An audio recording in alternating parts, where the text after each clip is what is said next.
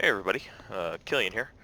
If you're like me, when you first got into uh, multiplayer and having to use SRS, uh, you likely had to do some research or just trial and error on how to get your aircraft radio to work with SRS.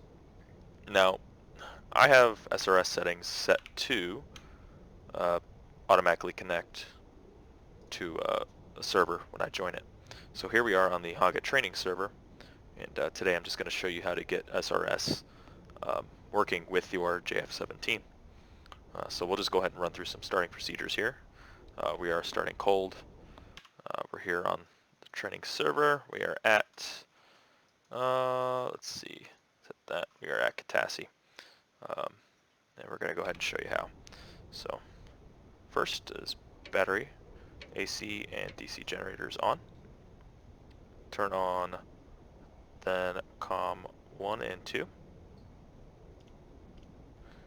And then WMMC 1 and 2. INT-COM on. Turn up your radio volume. TAC-AN and ILS to your preference. Warning. It's going to start saying warning. Or I can just hit master caution. Turn up our HUD contrast and brightness, and then our UFCP brightness. And then we could also modify the brightness of our warning panel and our oxygen indicator. So now what we'll do is we'll get into setting the radio. Now, your aircraft will have radio presets, which are listed in the kneeboard. You can access that with Shift-K, and then use the bracket keys to cycle through. So here's your preset channel, and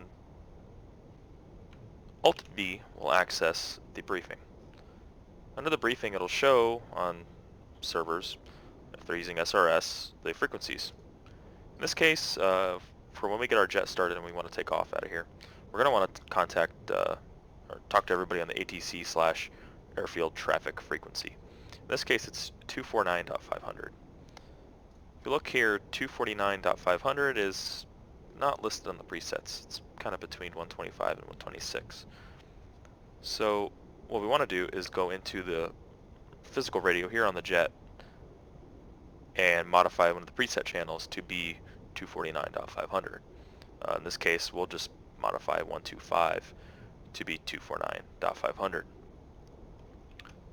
So we're at the part of the startup now where we would turn on our radio. So what we'll do here is turn it on to TR, which is transmit.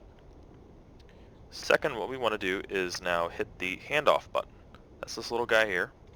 You hit that, and this little light will come up showing you that control of the radio has been transferred from the UFCP down here to the radio.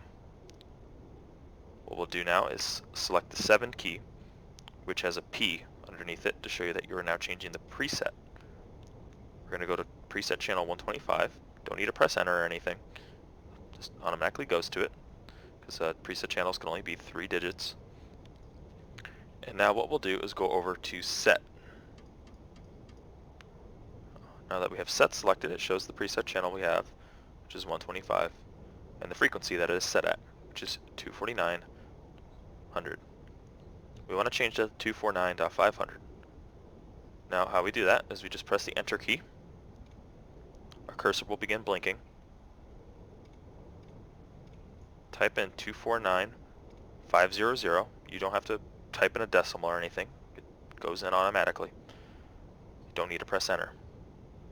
Now what we'll do is go back over to transmit